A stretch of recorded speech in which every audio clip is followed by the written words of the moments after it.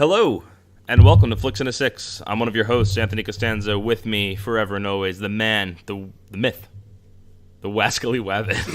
I almost screwed it up before I got there. You almost didn't get it out. I called you the with. Like, that's what was happening in my head, and I had to stop it because I knew the W's were coming. So, spoiler alert, I accidentally saw that in there, so I knew it was coming. I figured. Which is why I started laughing as you were fucking it up, because I realized what you were doing and how you were fucking it up. The problem here is there's now beer everywhere. Yeah, these were really juicy beers. It's really fun. Our main topic for this episode is going to be why him, and we're going to talk a little bit about comedies as a whole here. But first, Al, what are we drinking? I didn't even say who the myth was. Yeah. But at this point, it's me. If you're this far, you know. Surprise. Yeah, so what we're drinking is a Sail Brewing of Rhode Island Flagship Ale. There's beer all over the computer. Yeah, no, it's great. If this fries midway through the episode, I'm posting it anyway. Good. That'll be fun. That'll be a different version of our listeners' games. It's the Flagship Ale from Sail Brewing. It is a cream ale. And this is what it says on the can. It says, "Thank you for hoisting our Flagship Ale. First brewed on 11/11/11, Flagship Ale has charted the course for Sail Brewing of Rhode Island. Our golden-colored cream ale offers great balance between malty sweetness and noble hop bitterness. This gold medal winner is the perfect session beer for any occasion. Cheers," from John and Alan. Yeah. Cheers. So with that,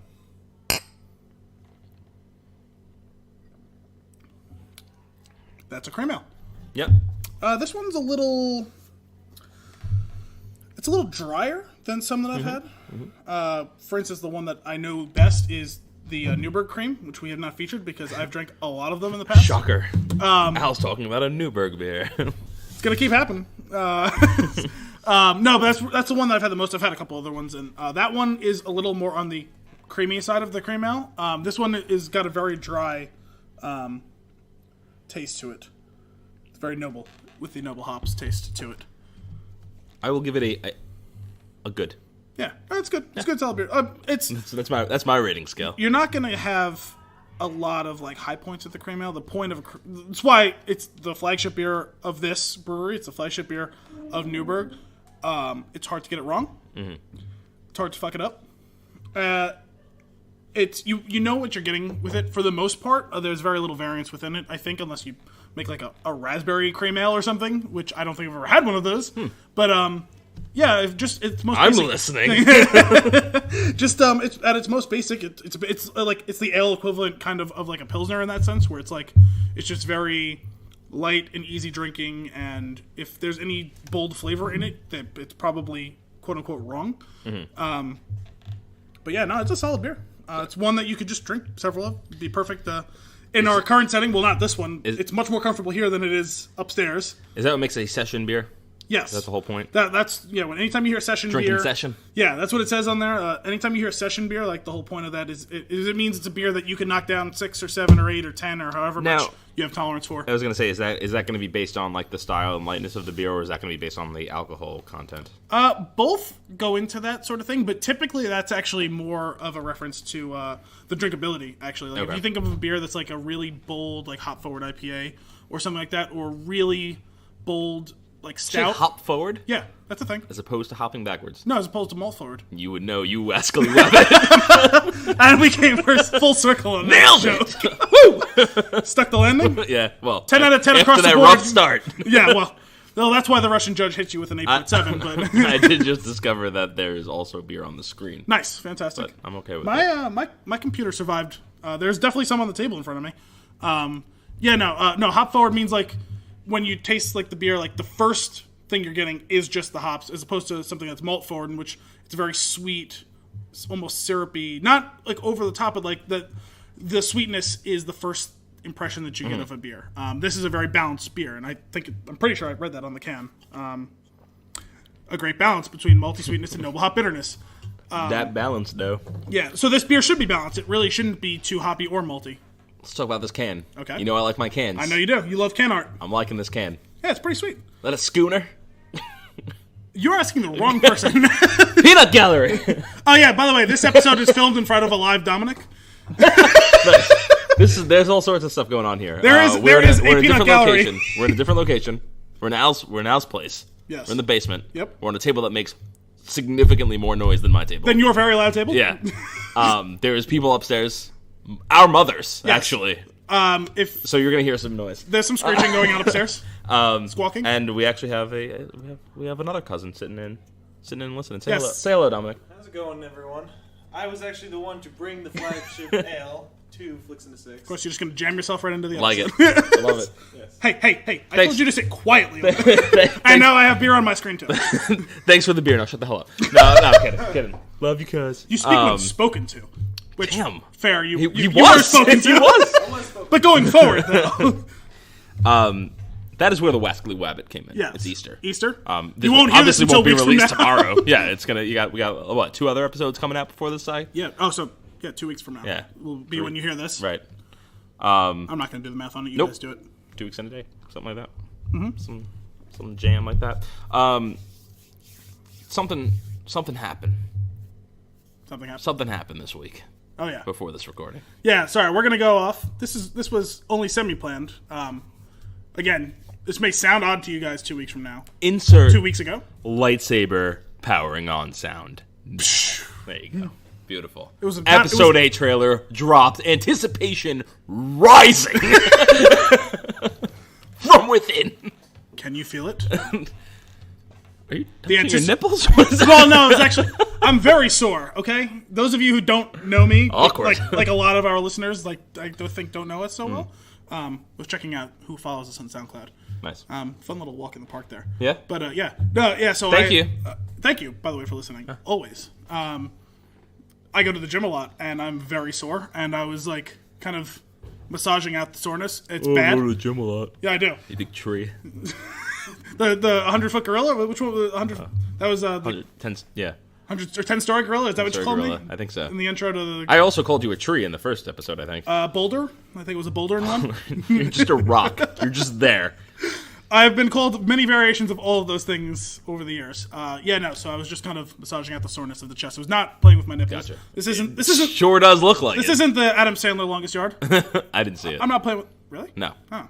I mean, I'm not surprised. It's not, Don't weird amount of judgment in that facial expression. I mean, it's not like it was a can't miss that you had to see. Right, that's why I'm curious about the judgment. It just seemed to be like at the time it came out. It Al, was, you're getting off track. What about Star Wars? I would have expected it to be in your wheelhouse. Okay. Well, you started talking about my nipples. Okay. I got nipples, fucker. God. So the Last Jedi trailer made us my feel God. all sorts of ways. Yeah. So many feels. Yeah. There's something about the way they do things. When the Lucasfilm pops up, the shimmer goes across the letters, and they do the slow roll, like the slow crescendo. Of I also the really music like coming in. these current Every time. iterations of the Star Wars trailers, as opposed to obviously was not alive for the Star Wars trailers of the original trilogy, The days of yore.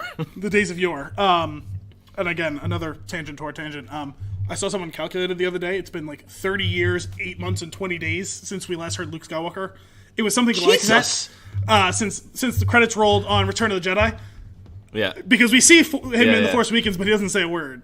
Someone went back at the time that the trailer dropped. They calculated years, months, days, how long it had been since we last heard Luke. There is a meme that has ruined the ending of The Force Awakens for me, and it's the one where he they put a text on that scene. It's like, I know where there you're was a going. hand. Yep. Did you bring the hand? It's so bad. That's the best. Yeah. So but from the prequel trilogy, the trailers were what they were. They're fine. May have been the best part of some of those movies. I really like because they did the same thing with both. They've done the same thing with The Force Awakens, the original trailer, and this one. The same exact sound. It opens with Finn popping up after he's crash landed on Jakku, and they make that sound with that really sharp crescendo. Yeah. Yes, they do the exact same thing with Rey looking up as she's using the Force with those pebbles or whatever. Yeah. I don't know what If it it is. ain't broke. I have no problem with that at all. That they use the exact same thing Yeah. because it had that similarly jarring effect, Yep. and it's like, okay, you grabbed me by the balls, you have my attention Yeah. now. Like I like it. Yeah. It's funny because it's like I was as this year this year's moving along. I know it. We know it's coming. Yes. Right. And I'm thinking, oh, am I gonna have the same reaction when the trailer drops as I did last time? And it was like A resounding I was like, yes. Yep, there it is. Exact. A same. resounding Yeah. yes. Feels like it's been forever. It's Yes. been 1 year. since the last movie. Not even. It's been like 4 months since the last God. movie, and I'm still already like, I can't wait. It's so good. I cannot. Oh, it's gonna be amazing. They give us a lot to chew on this episode or this trailer. When they're gonna play coy, it's that even As though they should. I know that they should. You're right, because we've talked about that in the past, and I'm sure we'll talk about it in the future. How too many trailers either lie or spoil. This one doesn't. I didn't think it showed anything that spoiled. Unlike the Ragnarok trailer, Unlike the Ragnarok trailer. which also has dropped since our last recording. And that was not nearly as egregious as the one we mentioned in a previous episode, the Spider-Man trailer. Yeah. That's egregious. Yeah. That's like Exhibit A of what we've talked about is what we think is wrong with all of these. But they gave us stuff that could be possibly misleading, but I don't think they lied to us. We haven't seen the movie, so we don't know if they lied to us or Right. not. But stuff like Luke telling us the Jedi need to end. Yeah. It's a line that'll happen in the movie. Why? Luke, wait, don't go! And we'll have to see where the movie goes, but I find it hard to believe that that's where we'll end up at the end of episode 8, that the Jedi have to end. I think that'll be a line. Starting with you! And he just strikes her down. As the credits roll. That'd be a fuck you. Could you imagine if they released these movies in April instead of December? If like that aired on April 1st. That'd be amazing. No. You won't. You won't. Could you imagine a 3-minute movie where that's how it is, and they roll the credits, and then it's just like they cut, and it's like I thought about it's this. Daisy Ridley and Mark Hamill laughing. No, here's the actual movie. Yeah. So we're fucking with you. Sorry. Got you. I would love it, by the way. Yeah, like or when you're watching like some action movie or something, you're like, why didn't he just do this? Oh, right. Because the movie would be over. It's like if somebody had the balls to do that and like fully like straight up release this movie, like coordinate with outlets so like they actually put like a longer runtime on it than it really is. Yeah. And like 5 minutes into the movie, it just ends. Like if the other guys ended with them jumping off the building in the first 2 minutes of the movie, I would have liked that movie even like I would have liked that movie. I didn't like it, to be honest with you. But it's fine. But if that was it, I would have. I think standing O is what I'm saying. I would just be like, oh yeah. I mean, well done. It would have been bold as shit. Yeah, because at that point they hadn't introduced even the main characters that they put in the trailers, which would have been like, oh my god, that would. Wait, I thought this was a Will Ferrell movie. Over, credits roll. So my take on this is that'll likely be a Luke line that we get early in the movie, and that, I mean, he's a man who's been completely alone for nearly 30 years, or maybe 20 years, however long. We don't know what the exact timeline on that is for how long he's been in seclusion, but I expect he's been someone who's been dealing alone with PTSD for a very long time, and I expect that the course of the movie will kind of open his perspective back up to that not being such a dire. Right. Or maybe I'm wrong. Maybe that'd be great if they just went this. He's just completely loopy and out of it, kind of like the original time that you see Yoda. Yes. Like even though but that's him the whole time. He's putting it on. Yeah. But like, yeah, so that's actually him. She gets there and like the movie starts off right where the last one left off, and he goes, "You didn't see me," and he waves his hand, and that's like it's like she's like, "Yeah, hello." He just pulls a Krieger from Archer, smoke bomb. Yeah. And runs away. Yeah, so obviously we're looking forward to it. You'll hear more from us in the future. We will definitely be doing an episode for it. Yeah. We'll probably... you know what? I think we should definitely be doing... We need to do an episode before it comes out. Before and after? Even more on like other things, materials that we've gathered throughout the year. Kind of a State of the Union? Yep, right before it happens. And then like... Immediately after drop the next episode, this was the greatest movie ever! Even though, or whatever. Yeah, or whatever. So now, getting back to the topic at hand, did you even say in the intro that we're doing Why Him? I don't know if I got that far. I think I did. Well, I did. I got the nod from my cousin. We went off the over rails. here. I might have been laughing and just missed it. That's probably what Let's go to the show notes. Notes? What? Did he? Oh my god. You didn't say why him. Perfect. Okay. Yeah. Back in your hole. I just got like a Indiana Jones and Temple of Doom like type of thing, like back to work and a snap of the whip, and he's back to like breaking rocks or something. Yeah. What were they doing? Yeah. For the longest time, I've wondered that. Sorry. So this is a relatively unique episode. We're doing our first ever like full-on comedy. Yeah. Which is cool. We thought it'd be cool. Different setup, different Huge fan of comedy. setting. We both love comedies. So why not? What? God damn it. Or you know what's funny? I love that. Yes. We need more of that. That sort of peanut gallery is acceptable. I'm okay with that. We make a lot of bad jokes on this. You know what's funny? It took me a second there because I didn't actually mean it as a joke, and when you booed me, I was like, yeah, that was bad. Yeah, that was real bad. That was an apt boo. Yeah, when you hear my voice dip, it's because I turned to address my cousin who's sitting behind me, and I'm not a professional. It's a little creepy. So I'm just going to talk over there. Off mic. I'm going to make an executive decision. Can you make this more creepy? Can you sit right behind him? Don't do that. All right. I was thinking like Step Brothers, like where they go to the interview and you don't actually see. I feel him behind me. Yeah, well, he was. It's terrifying. Hello, Miss Lady. I think I can help with the whole pan situation. So let's get to the actual movie, which we haven't done yet. Why him? So what did you think about this movie? Diving right in, hilarious. Yes. Really enjoyed it. Didn't think it was going to be as good as it turned out being. Yes. Which is, we could talk about this too. Not sure if going in with that low bar helps. I'm sure it's possible. It does. We've discussed that in the past too. Yeah. Like, especially vis-a-vis Ghost in the Shell. Right. And tacos. So, yeah, like I'm going into this movie and I'm thinking like, oh, I love everybody that's in this. But it's probably not going to be good. Not saying that the trailers looked like they were trying too hard. Yeah, for sure. Which usually means they're trying too hard. Not always, but yeah, that's mostly been my experience. And then like I'm randomly hearing from a couple of friends that saw it. They're like, "Oh, this was pretty good." I was like, "Oh, okay." Now like anticipation starting to rise a little bit. I'm like, "Oh, we're all about the anticipation." Now I'm excited. Yeah, now I'm excited to watch this movie. Got home late last night and watched it. Just so you know, full disclosure, literally just saw it. Fantastic. Because we had planned this out and this week. Yeah, it's great. Somewhat spur of the moment. This is not a filler episode, but it is filmed under filler pretense. Fact. Until we can get our next full recording session. But yeah, as I said, overall, really funny movie. Yes. Charming plot. Like it's silly. It works. It's whatever. It's not, which in a comedy like this, you're not there for the story. Nobody is. Not most of the time, no. No, you're there for these, you're there to see these characters interact with, like, whatever they wrote for them and, like, how they add their little twist on it. Yeah, they got like, kind of an interesting, like, crucible mix, whereas, like, it seemed like this wouldn't be the first pairing you would come up with in a comedy. James Franco and Bryan Cranston could not have thought of a less apt like comedic duo. Like the last time I had a similar like kind of expectation for that was when 21 Jump Street came out.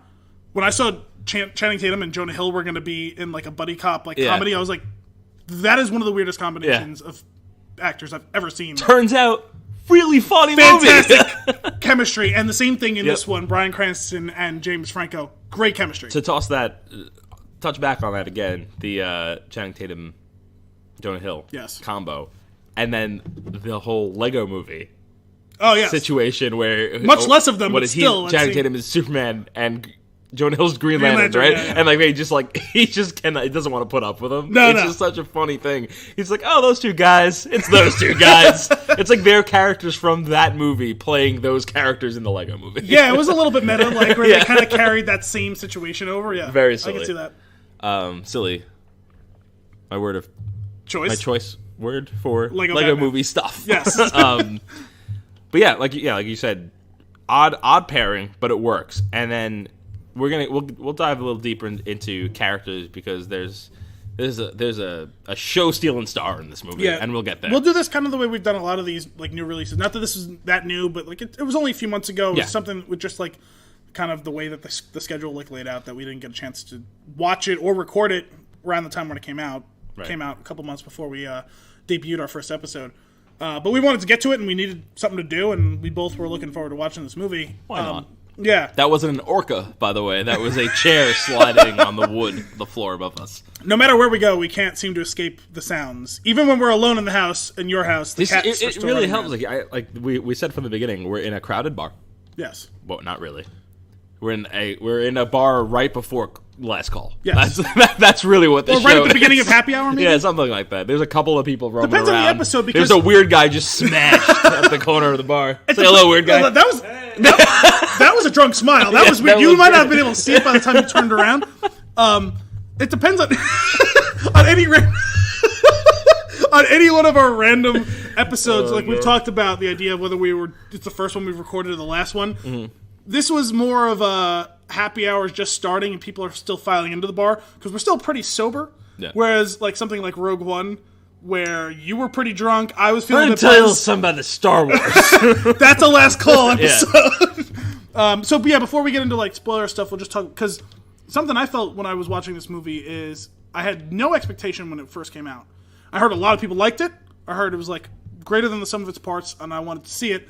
Finally got around to seeing it this week so we could record. And still in the first 5-10 minutes, actually I couldn't buy in. Same. I was having trouble and I was like, oh god, I've been sold the bill of goods. I hope that this turns around quick, and it definitely did. Well, what happened? What worked for me is like I was feeling that way for a split second. I was like, I don't need to feel this way because you already revealed to me that you enjoyed the movie. So I was like, okay, it's gonna turn around. Yes. I'm not gonna. But it's still like, I mean, even though we have so much in common with our likes in movies and stuff, it's still not 100%. Yeah, there's definitely movies that you like that I'm like, I just don't get it, and like for me, like stuff that I'm really into, and you're just like, it's okay, like like the first 15 minutes of the movie is all like they need to set it up for the story that they have to actually have there for these characters to participate in. But it also had the feeling of the way like the first few episodes of a comedic like series of a TV show goes. Yeah, where the pilot episode is always just like what is this? It had a similar feeling to the way like a pilot episode of a comedy works, where for sure. You're still hashing out what your characters are. You're still trying to see what sort of jokes will land, and it definitely gets into its groove within about 15 minutes. Yeah. By the time they're going through the tour of the house. Yeah. Right? Yeah. That's where it really picks up. Because before that, it's like, like there's like a good laugh here and there. And again, we'll hold off on the spoilers a little bit because the first thing we want to talk about is kind of part and parcel to the issue that I had early on. So let's get into that, the idea of the vulgarity part of it. Sure. This is a very vulgar movie. If you haven't seen it and you're listening to us right now, like there's a lot of vulgarity, which is fine. But the first few minutes, I worried, and this is how a lot of like modern comedies are working. This is what we were like discussing like pre-show. I was worried that they were going to use the vulgarity as a crutch, and that's how it seemed in the first few minutes. Like there was literally a conversation in which James Franco uses the word "fuck" like 15 times in like 3 sentences, and they're like, "You got to dial down on like the fucks," and he like, oh fuck, sorry, shit. Like I said, oh okay, so like that's gonna be the movie, and that's where I was really starting to get worried with it. But they did back down off of that. And they used it judiciously the way it should be. A little plot device. It was just a thing. It was used as a device, and that was the thing I was worried is it was gonna be the idea of like device versus crutch, and it ended up being a very effective device, right? Because the idea, is that Bryan Cranston's character is a little bit more buttoned up. Yeah. But as the movie goes big cheese, on, as it were. Yeah. Well, he's kind of got a waspy feel to him. Pretty sure that's what his name. That's what they call him, right? They call him Big Cheese. Did they call him? Yeah, I'm pretty sure. I mean, yes, they do because later on in the movie, Meg Mullally calls his member Little Cheese. Oh, that's right. I forgot about that. Do they call him a double dicker too? No. See, that was one of those ones that's not a good interjection. The boo was a good interjection. Oh my god. Like Ned Fleming, the Bryan Cranston character. Yep. You could see that kind of development throughout the course of the movie where he's very buttoned up and he can't. But as he gets more immersed in what's going on, the events around him starts to crack and starts using. He loses control and he just like kind of succumms to the chaos. Yes, and that's what. Really so silly. That's funny, know. And James Franco like dials it down a bit, but still uses it a lot because that's who he is as a character. Because when Bryan Cranston drops his first F-bomb in the movie, you're just like, there he is. Yeah, there it is. That's great.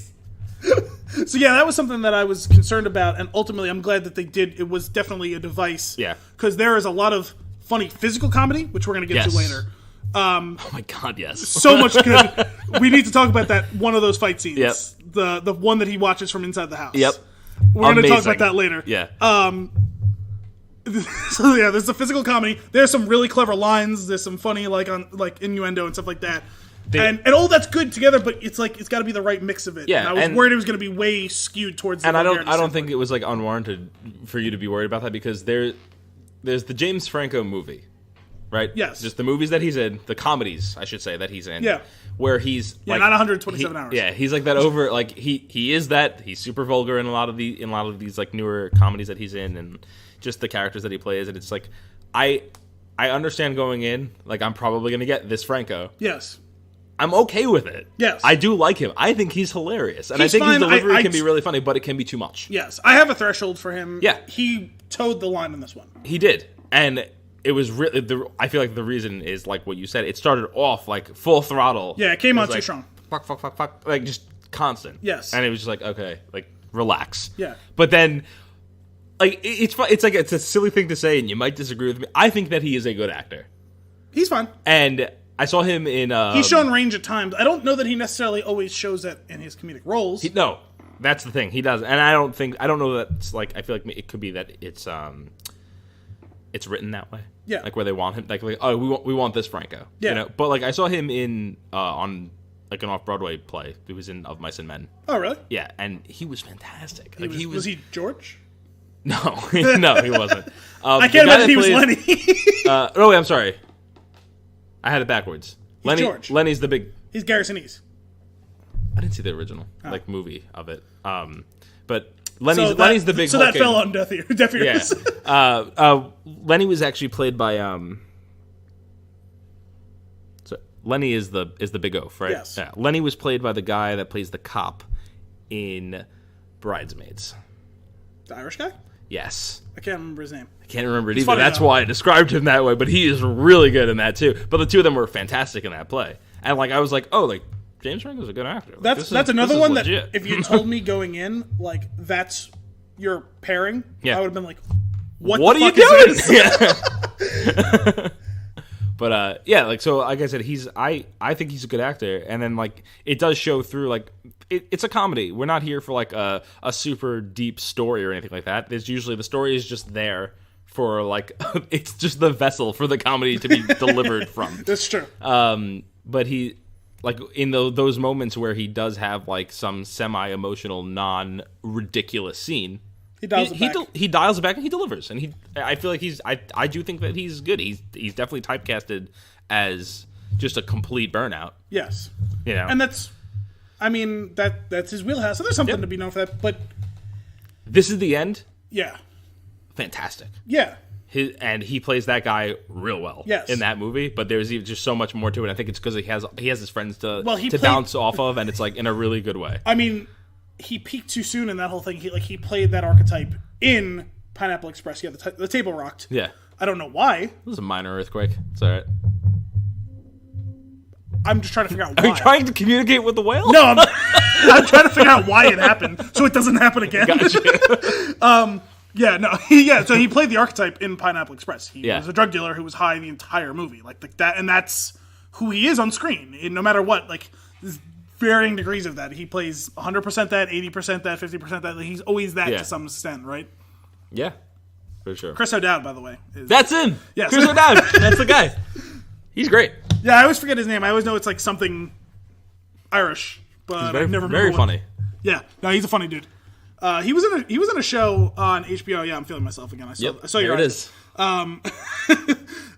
He was on a show on HBO. One of my friends like had me like watch it. It was Family Tree, I think it was called. Okay. And it only lasted one season. I don't know why, because it was actually really funny, and it seemed like the type of thing that they would pick up. It was kind of very inspired by like kind of like British comedy, where it's like a lot of it's like sarcastic and understated, but like you're gonna laugh out loud, even though it's not meant to be a big in your face like type of line. But there's just so many like funny lines in it. Yeah. It's something that like since HBO keeps everything, which is to their credit, it's great. Yeah. Check it out. It's like 10 half-hour episodes, so like it's a funny comedy. Gotta love that HBO now. Yeah. So kind of a weird tangent or whatever, but considering he's not even in this movie. Yeah. It's all right. That's what we do. But if you were drunk at a bar talking about this movie, you go down this rabbit hole. Yes, exactly. Actually, yeah, it's funny. We're more organized than that conversation goes, because eventually we'll get back to where we're going. Right. Well, instead of what we're talking about, we have notes. Yes. So we can pull it back. Only like 3 of them, but... So you wanted to talk more about how this fit in, right, with kind of general... Yeah, so I just thought it was going to be a dumb comedy. There's a lot of dumb comedies. Like, just stupid... It's just trash. It's like a quick, like, mindless, watch this thing. Yes. Couple of cheap laughs, usually. Mm-hmm. This was... There were a handful of very clever laughs in this movie. Mm-hmm. a lot of the cheap thrills Yes. like that, but I was fine with it, and I really enjoyed it all the way through. After the I'm sorry, I say all the way through. After that onboarding experience, it was great. But there's just I just thought it was going to be another one of those ones that just kind of falls by the wayside. I'm having a hard time. Something forgettable that you'll see at 12 p.m. on a Saturday on Comedy Central.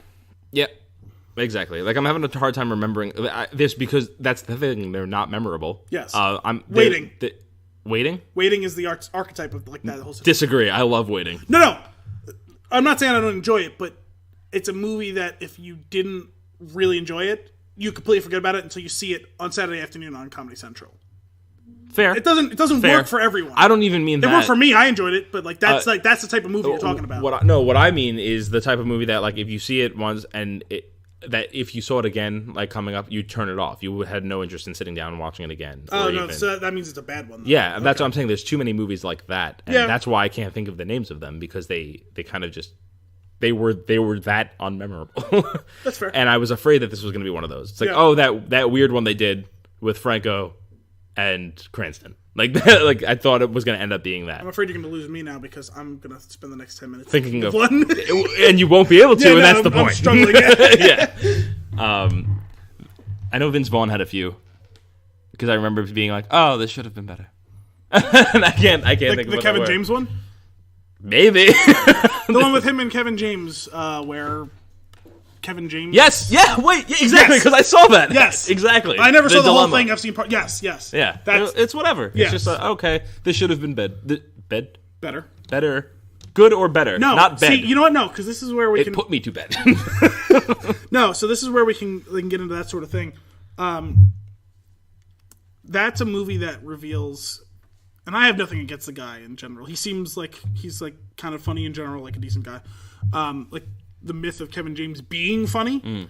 I forget where the hell I remember reading an article a couple years ago about this.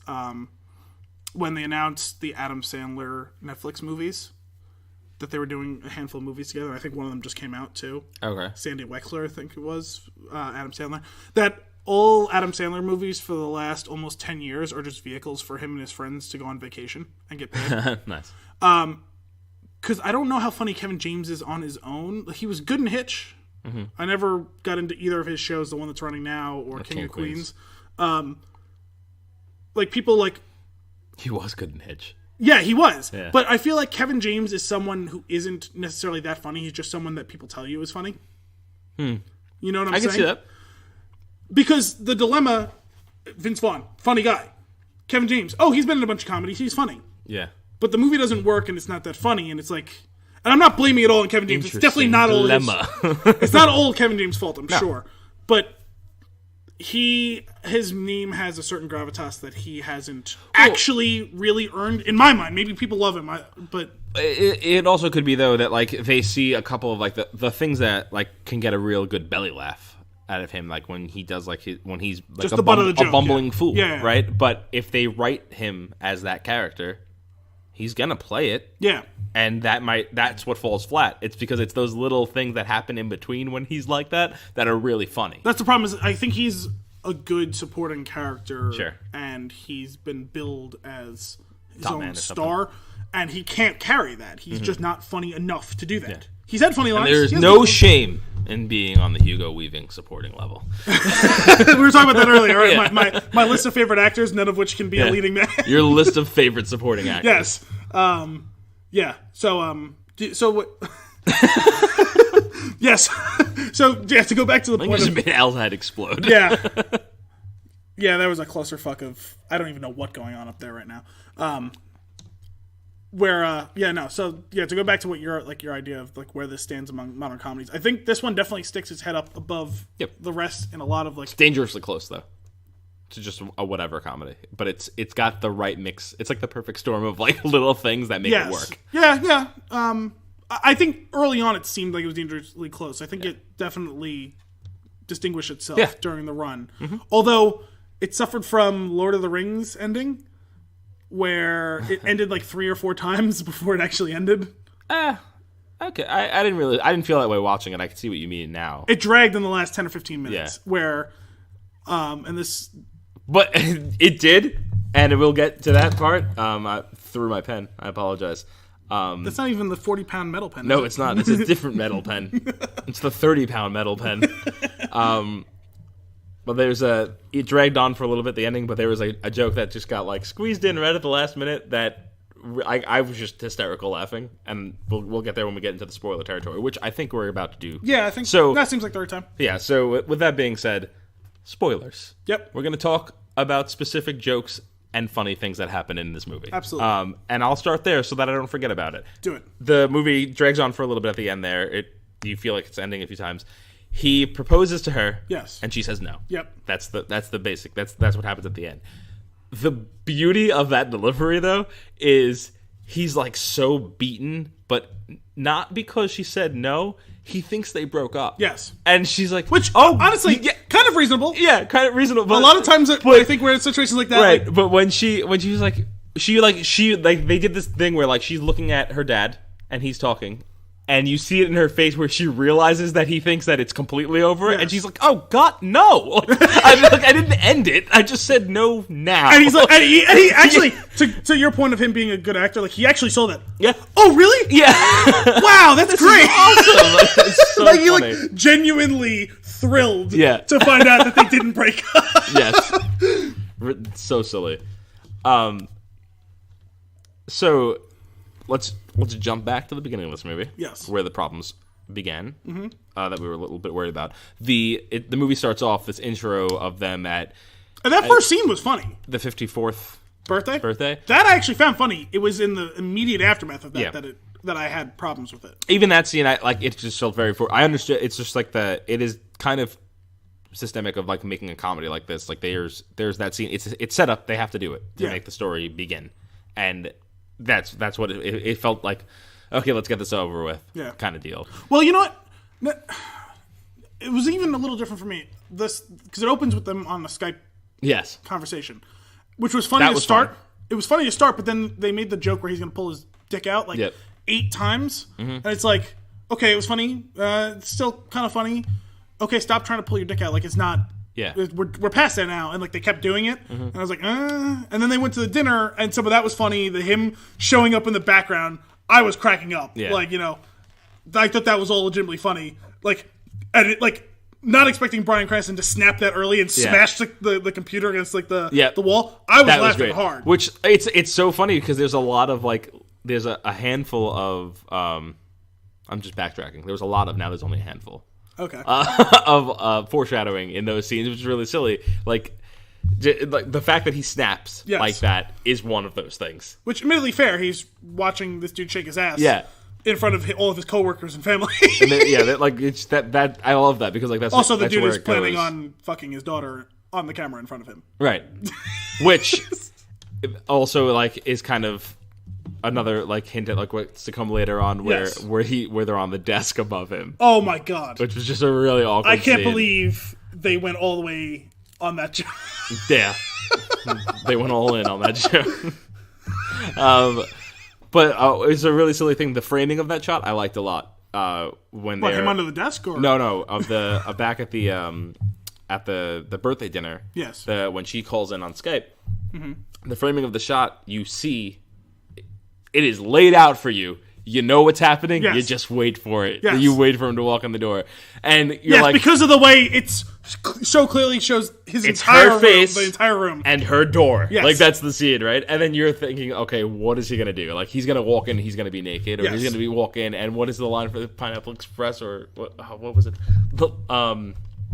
Whatever. I don't remember what it was, but so he's gonna probably walk in butt naked or walk in and immediately say something. Yes. And which one are they going to do? And you're not even watching the character. You're looking at the door. Yes. Waiting for him to come in. Yeah, what you said wasn't important. No. And then when he comes in, you're like, oh, he's not naked. Oh, he didn't immediately do that. And then he just pulls his hands out. It's just so stupid. Yes. Loved it though. And that's it started to kind of pick up for me, and then we got into. Well, see, the thing that completely dragged was him being in the office, and I get that was plot necessary to what was going on. It was just it was so dry. Yep. And I don't have a problem with Cedric the Entertainer being in it or whatever. Is that who that was? Yes. Oh yeah. It was I didn't even realize that. I feel like, well, because like they just didn't give him anything to do. Right. Like it could have been anyone.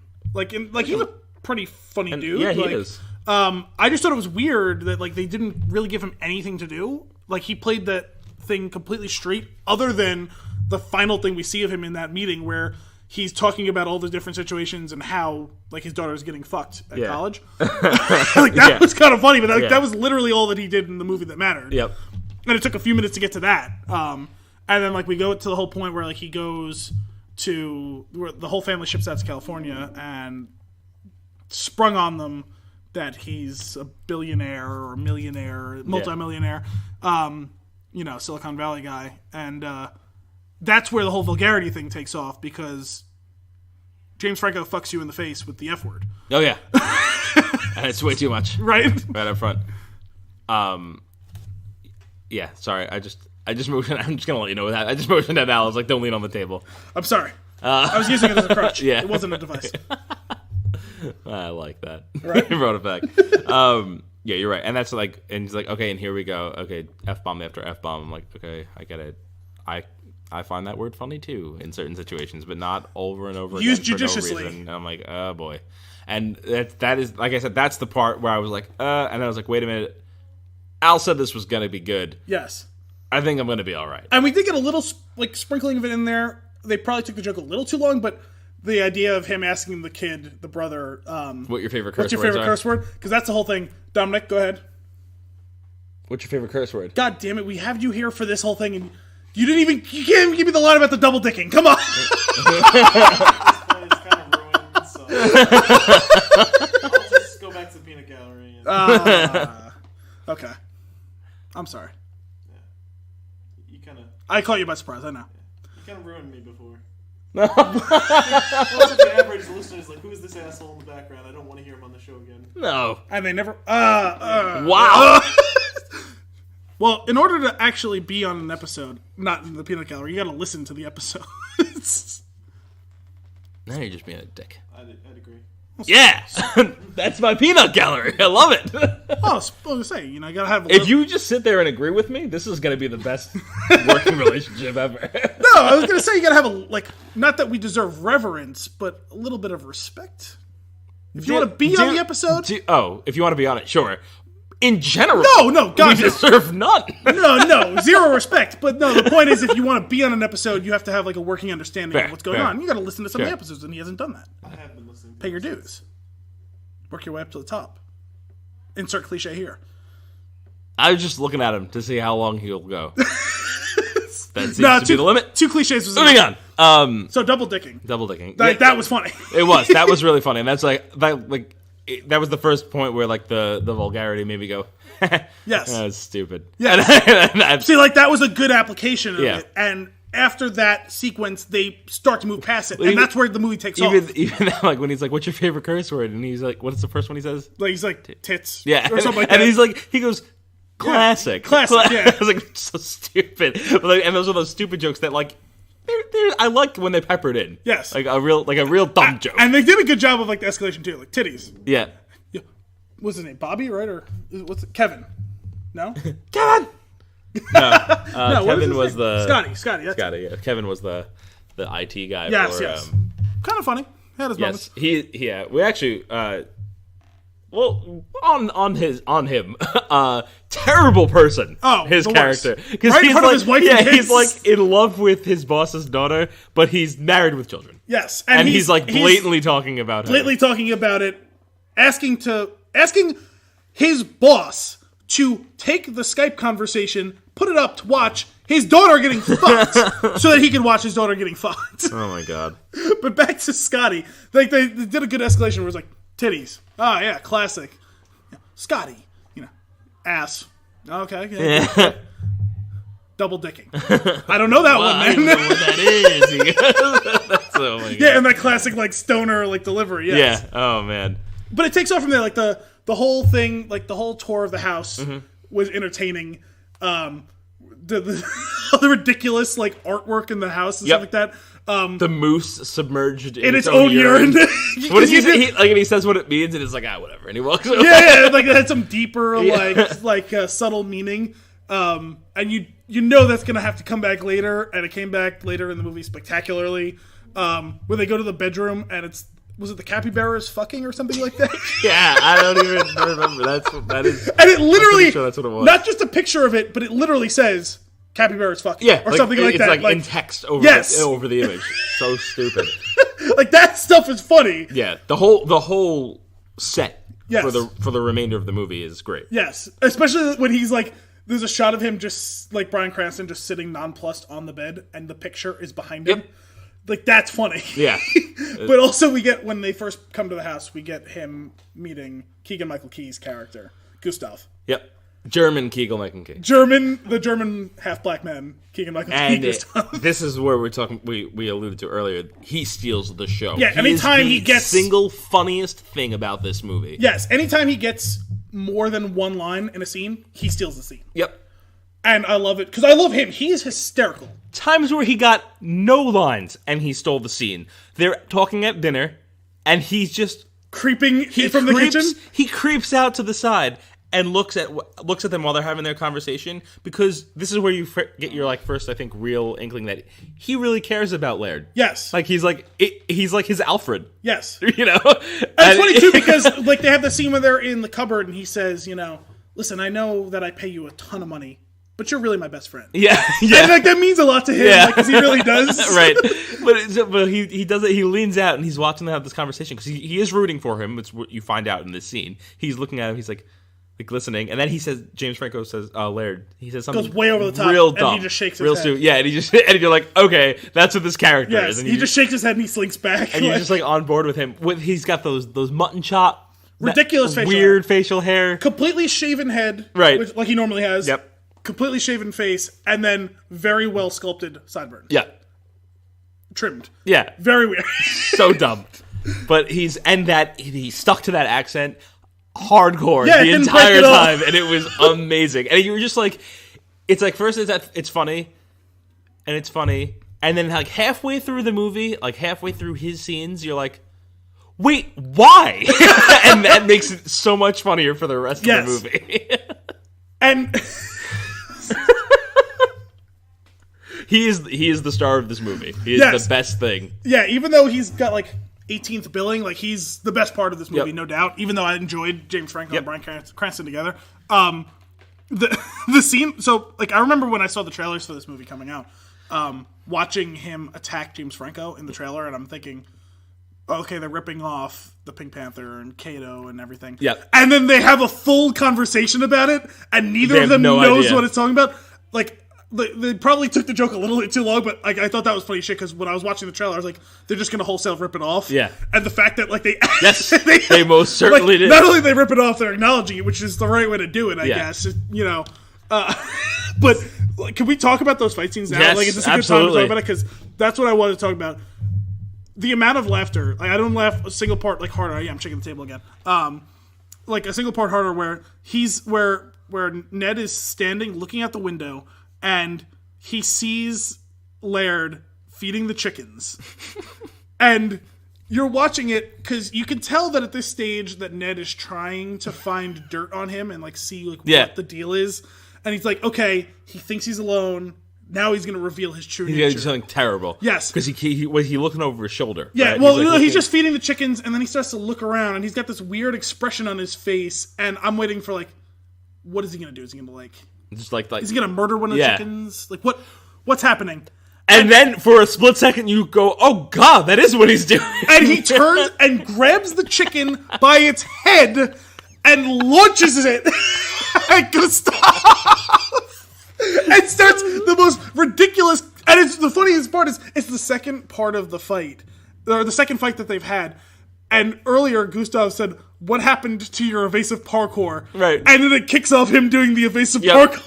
He somersaults, he runs up the structure. Yes. And they're both swinging past each other. Yeah. And then he jumps off and completely ruins it. Yes. Face plants on whatever ridiculous sculpture is, and he just falls onto the ground. And then Gustav goes over to him and helps him up. Yes. And it's just adorable. It's just stupid. And that's where you get to hear their audio too, because the whole scene is played from Ned's perspective, where he's looking out the window and you don't hear what's going on. After he threw the chicken, you don't hear the rest of it. You just see them running and him chasing him, and then it goes back to him and he goes, oh man, I almost had it. Oh yes, sir, you almost did. And he did not almost have it. But that was great. Was it 3 times they did the? There was the initial fighting? one when they actually have the conversation Which about is the Pink great. Panther. Yeah. Yes. In the woods. And like Ned's trying to help him because he's like, oh my god, he's about to be murdered by his butler. Yeah. And he's like, no, stay away. Yeah. And then, they all laugh it off, and he explains the whole deal. You see the second one where he throws the chicken. Yep. But then there's the third takedown in the suit. in Right? the suit. Isn't he wearing a suit when he takes him down that last time? Well, And puts him in an armbar or something. I don't remember that. What I was thinking of, there was a time when they're in the cupboard, and he like. They have a very tender moment where that's the line where he says, you're my best friend even though I pay you so much money, and they have a warm embrace, and then James Franco attacks Gustav, and Gustav defeats him after slamming him into the glass thing, and he goes, oh, that was very good improvisation using the tender moment to your advantage.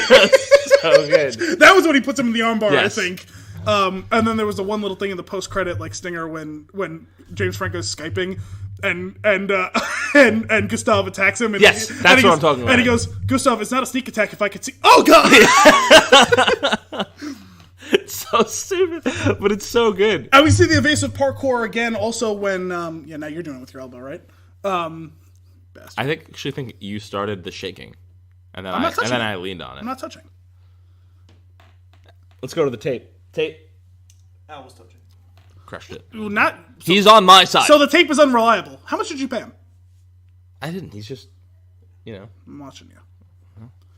So you have that time at the end where we kind of. I just feed him small scraps while we've been watching. That's why he missed out on the There's last. so much food upstairs, and you're feeding him scraps, No, and that's he okay. can't have those yet. So we have the evasive parkour sequence in the climax of the first of the 16 endings. Yeah. Where he does the thing and he's flipping and he's fighting him and he doesn't know what the fuck is going on, and then Bryan Cranston bites him in the dick. Yep. And or balls. Which he apologized for later on. Great callback. Oh my god. Sorry for biting your dick. Sorry for biting your dick. You got the balls too. I did. I think that a few of those too, because there was also the whole conversation when they're in the teepee with the bukkake. Yep, that was And Adam Devine, great cameo. great. Love him. Yes. And it gets... We're going to have to cut that. That's fine. What was it? I didn't hear what the words were. I think he said, let's eat. Oh, okay. I'm not cutting it. It stays in. Yeah, so we're doing this while Easter dinner's been being cooked. Get it in while you can. Yeah, right? We get the... where he calls back. Adam Devine gets the pleasure of describing in detail to Ned and his wife Barb, Megan Mullally, who we haven't even talked about yet, and she was pretty funny too. He gets the distinct pleasure of explaining to them what bukkake is in the middle of that ridiculous scene, and then shows them. Oh my god. And then shows Scotty, the 10-year-old kid. Yeah. And how weird was that, Adam Devine and Scotty, when the party is in full fervor, and he's getting Scotty drunk, and then at one point he's got him upside down and he's shaking him he's trying to get loose change out of his pocket. I'm like, what the fuck is going on? Oh my god, it's so ridiculous. So let's get back to Megan Mullally real quick. Tammy too. The best. Yes. The librarian herself. Yes. The horrible librarian. What does she call her? What is Amy Poehler's character? They call her so many... Parks and Rec references. Yeah, no, I always think of familiar. when Ron talks about, smelling sulfur and her cloven hoof, and Rennie's calling her the devil. I could smell the sulfur coming off her hooves. I don't remember what it is, actually, that Leslie calls her. She's here. Such a great show. Oh, yeah. If you do not watch, or did not watch Parks and Rec, I think it's all on Netflix. go back. Get to it. Yeah, just total treat the Yes. whole way through. Fantastic. Bringing it back To Megan Mullally. a show that suffers from that pilot episode. Yeah, and really the whole very Pilot short first season. Yeah. None of the people are real human beings. No, it's so robotic. Yes. And then after a while, it's just they get into their groove and figure out what the show's supposed to be. Because there's to the point that I flat out can't stand Leslie in that show in the first season. Yeah. But back to Megan Mullally, who really funny because by all accounts, her the voice that she always has on, like, not saying she doesn't actually the Tammy 2 voice to a degree. She puts on the voice, but she has that voice. Yes, it's just overemphasized in a lot of the roles that she does. By all accounts, it should bother the hell out of me, but I find her to be hilarious. Oh, it depends on what she's doing, funny. Right? Yeah, but in this movie, she was great, and there was a particular scene in the bedroom, yes, where she was. Was she high? Yeah, high as a kite. Yes. Where she thought she was like just vaping like nicotine, right? And accidentally was vaping. Yes, an e-cigarette. Which actually we hadn't even like discussed this at all. But it kind of played into that whole scene. Kelly Cuoco, yes, Cuoco. I don't know how to pronounce her name. That was great too. As the computer, yeah, as but like a computer that's like not like it's just like so much like a human, like. It was a flat-out human. Stream, yeah. Like, they didn't touch on it, but she was basically an AI. Yeah, but it was great. Like, I think they asked her a question at one point, and it's almost as if she's doing something else. She's like, oh, shit. And then she answers. Yes. Like, what?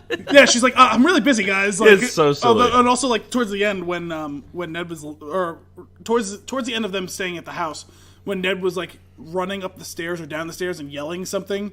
And she's like says something to him like, "Oh, should I put like that on your schedule?" Not now. Not now. He goes, God, are you always such a dick? And he goes, "Yes." Oh man.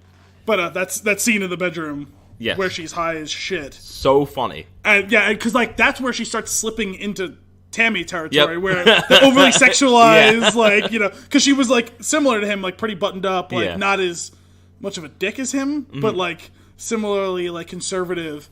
And she like lets it all hang out in that scene. Right. It's so her delivery is great though. Yes. I find her to be hilarious. She was good as kind of like she like helped to reset certain scenes, and she had like a bunch of like really funny one-off lines that were like subtle and with great delivery. Yes, which is like that part is like the opposite of her role in Parks and Rec. Yeah. That's really like the only thing that I really know her from. Where everything is way over the top in that show. She does everything way under-delivered in this, and it's like perfect. So funny.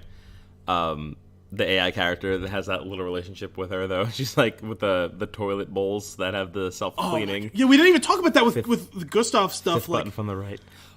Another Gustav scene. The scene with him and... Because that's the only really extended scene we got with him and Ned. Yeah.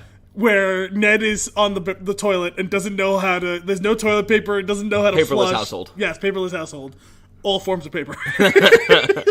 Except for the password. Oh, this is weird. Which is the dumbest thing. Dumbest thing. Of all the things, this is what's on paper. Right. Yeah, no, him and Gustav and that were really funny. And he's so fun in this movie, and he's so funny without having to say words. Similar to the scene where he leans out that I was talking about earlier when they were at dinner. He leans in. The door opens, and he's just. Oh, I was even thinking about that. That was good. I was thinking of when he gets to the point where he's trying to help him with the remote. And he's entirely too close to his face. And he's the whole kneeling time. down next to him on the toilet, and he's leaning in to look at the thing. And it's like fraught with tension. Like you can almost cut it with a knife. And it's just his face right next to his knee. Yep. And then he farts. Oh, God. And then like his stomach like growls a little bit afterwards, and he's like, I forget he was like what he said. He goes, my stomach's not agreeing with me. I think it was the bear. I can assure you it was the bear. That was awesome. The edible paper. Oh my God. So stupid. Scotty, knock that off. Eat your paper. Yeah. I don't know what section you have. Yeah. When he's handing the newspapers. Yes. Oh my God. So stupid. Now, what's funny, the beginning of the movie we were talking about, it was like a little slow moving. It was a little forced. Obviously. Same thing happens at the end. With Kiss? It was too much. It was definitely too much. I liked that they tried to get it in there, considering they built it up, but I would have thought it would have made more... What I was expecting to happen was in the same vein that they built up the fact that he drove a Tesla and then Elon Musk is at the party. Which was a great cameo. Yes. I thought Kiss was going to perform at the show. Okay. And they weren't there for like the party, and instead they do the thing, which... could have been good with the whole proposal thing, but the way they did it, I just think didn't really stick the landing. Yeah. And it was like I was saying, like the whole like Lord of the Rings thing, where it's like you climax with like them fighting at the house and then they leave, but then he shows up again at their house in Detroit or wherever in Michigan. I thought they were in Detroit or somewhere near there. Yeah. And there's a whole nother thing because he surprises her, and she goes in the house and storms off, and they have their reconciliation, and he gives him his blessing finally. And then there's the proposal, and they bring Kiss into it, and then... These are your Lord of the Rings endings. Yeah, that's what I'm saying. Like, there was a little bit more condensed. Not as long as the whole way the Return of the King ends, but, like, it's kind of the same thing where it just, like, keeps, like, seeming like we've hit that, like, emotional climax and are going to end, and then something else keeps stacking. And what saved those scenes? Good stuff. Again. Oh, of course. No go? Or, like... Go or no go? No go as in don't do it, or no go as in, like, no. Go. No, it's a no, comma, go? Yeah. He released the doves anyway? Yes. Oh, my God. And that was actually good. The dove shitting on them. Yep. Oh, no. Oh, God, no. Oh, my goodness. There's another couple, it happens, I think, twice in the movie, where Bryan Cranston will say something, and a quote such as, "That's life." And that was kind of funny. Laird goes, "Dude, so deep. Did you come up with that? The words, that's life? No." There was one earlier in the movie, too. I don't know if you remember what it was. Yeah, shit, no, it was like a pretty, like, it was like well-known a common quote, yes. Like that everybody. He's like he's never heard it before. A little bit more understandable than the "that's just life" thing. Right. that he was confused, but still very recognizable. Yep. Like everyone should have heard it at some point in their life. Yeah, I can't remember what it was. It wasn't. I think it actually followed up the scene, which was also fantastic, where he's trying to start the chainsaw. And Bryan Cranston's character, Ned, he goes, "Give me that." And he pulls it out of his hands and he, like, puts the glasses up on his forehead. And he just... way over the top, like, rips action it sequence. once and it starts and he goes, "Total dad move!" Yes! That's awesome. Yeah, I think you're right. I think it was when they were in the car right after that, where they do the Christmas vacation scene with the tree hanging well past the car. Yep. That was great, too. I love that. Those assholes tried to, like, stole my game idea or something. They chopped their tree down. Wait. Oh, yeah. There was like a rival software company or something like that. Yeah. It's so stupid. Ape Assassins? Yep. Terrible. Yeah, and then so back to those endings that happened over and over again. Those endings. It's like that movie. That movie definitely spikes and then drops. Yeah. With everything. You could fast forward through the last 10 minutes or so of the movie and maybe throw the subtitles on so you can catch some of the words and hear what they're saying. No, you don't really need to see the whole thing. And again, like, you're not in this movie for, like, an Academy Award-winning story. You're in it for fun and to laugh, and they get the job done. Although the elevator pitch thing was funny. And the whole wrap-up of them doing their own version of the toilet. That was cool. Yeah. I liked that. It became this whole big family business. Yep. What was the Fleming Mayhew? Yes. Company. Oh, man. But overall, solid flick. Yeah. Big fan. There was one other thing you want to talk about, right? I would watch that again. Oh, yes. That is the...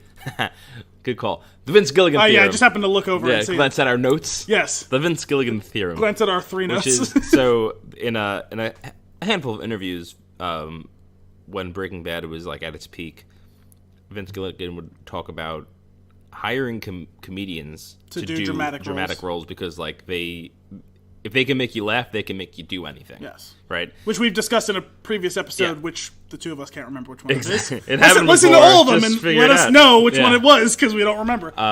But I think there's something to be said for Bryan Cranston here. Mm-hmm. Going the opposite way? Yes, as far as most people would think of him as Walter White. Right.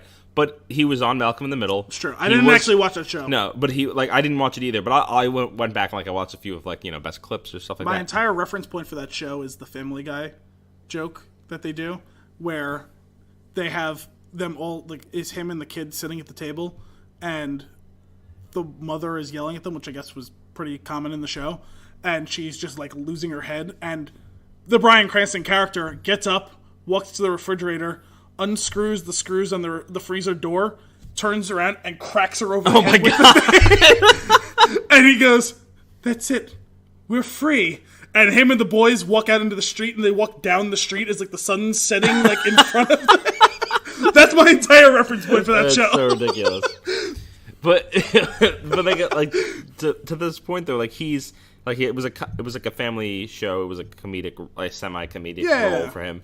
He is in the funny. Full House type Yeah. of like vein. Yeah. He is inherently funny. Like he can make me laugh really easily. Like especially in this movie. Like he's not over delivered. Nothing. He is just generally funny. Yeah. Like he can be. And I think that it just kind of like proves that point. That show Breaking Bad is fantastic. You have And that was the role. another character that can also make you laugh, taking the lead role there. The Malcolm in the Middle role is the one that he's talked about too, where he said that after that show was over, he was planning on retiring from acting. Oh, really? Yeah, he said that in the past, that if Breaking Bad hadn't come around and he hadn't auditioned seriously for it, he was planning on doing something else. Like, I guess, for whatever reason, like, there was no roles coming in for him. He wasn't really that well known of an actor. I don't even know what else he was in at the same time or earlier. I'm pretty sure that he was saying that at the time when that show was wrapping up, he didn't have any prospects and he wasn't planning on continuing acting, and then Breaking Bad came to him, and I guess he was like interested by it, and I might be slightly misremembering. I do remember the fact that he said that he was planning on walking away because he didn't have other roles coming, and he got hooked on with Breaking Bad, and it became a phenomenon, right? You know, it's an incredible show, and he was incredible in it, Right. and so that's my reference so point, good in is that show. him as Walter White, and even in recent years with the ending of that show, him in dramatic roles, whether it be kind of a bit part in the Total Recall remake, or him in, I didn't see it, but I've seen like stuff with the like Trumbo, and he was in that one about All the way. that. He was really good in that, but again, dramatic play. role. Well, he was. I actually he was really in the liked play, that. and then he was in the movie. Well, I saw the movie. I didn't see Yeah. the play. Really good for just being like an HBO movie. No, the other one about it's based on a true story. I always forget the name of the guy and the movie, where he's infiltrating the really well known drug dealer. Is it Escobar? I'm trying to. I don't remember what you're talking about. It was just a couple years ago. Let's look it up. 2 or 3 years ago. He Cranston. I was just talking about it with Dominick the other day, actually. Oh, I forgot he was in Argo. I never saw it. The Infiltrator is the name of the movie, and it's Okay. Pablo Escobar. It's based on a real story. I don't know I don't know how realistic the telling of it was, because I didn't see the movie. But that's the type of roles you expect from him. Is him doing serious roles. I forgot that he's Zordon in the new Power Rangers movie. Well, and I didn't see that. Neither did I, but I want. And I wouldn't call that a drama, but I wouldn't necessarily call it a comedy either. Fair. And even Godzilla, right, where he plays a super serious. Like, that's who he is to me. Is he's a dramatic actor, but he cut his teeth in comedy. And to the Vince Gilligan point, though, like, it's funny because it's like there is something special about him. Like when he's in those roles, it's like, wow, this guy's really good. And then for me, now, like with that thought in mind that he dropped about Bob Odenkirk, like hiring, right? When you look through that lens anytime you see this sort of situation, right? So like, oh, this guy's really, really good, and then he makes me laugh in this movie like a lot. Yes, and I'm like, oh, that makes sense. Yes, like this works. He does a great, like, Vince Gilligan, you genius. He does some of that Walter White-ishness in this, not the drug dealing part, but the slam at the computer. Yeah, no, it's the idea of just like a regular dude who is just exasperated by his surroundings. Like, how many times does he have lines like that, right? In Breaking Bad. And some of them elicit a chuckle in the show, and in this they play it up even higher than that. Like, where he's just completely incredulous, and it's like, it's funny. It's so good. I love him. I'll watch him. Anything that he's in, I am that much more interested in seeing because he's in it. Yeah, especially after that series. I'm excited to see what he has to offer, right? Yeah, for sure. Any other points you want to touch on? I don't know where I was going with that for a second. Yeah, I lost it. That was a little bit of a letdown. Sorry. Apologize to you all. Sorry, listeners. This is how we're going to leave. This is it. This episode. That's it. Anything else you want to touch on? I'm good here? man. All right, so that's been episode 9 of Flix and a 6, a Spinchoon production. Check out spinchoon.com to catch a new episode every Monday and a new article every Thursday. If you want to keep the conversation going, you can reach us at The Spinchoon on Twitter and Facebook, or email thespinchoon@gmail.com. That's TheSpinchoon. Thanks for tuning in. And scene.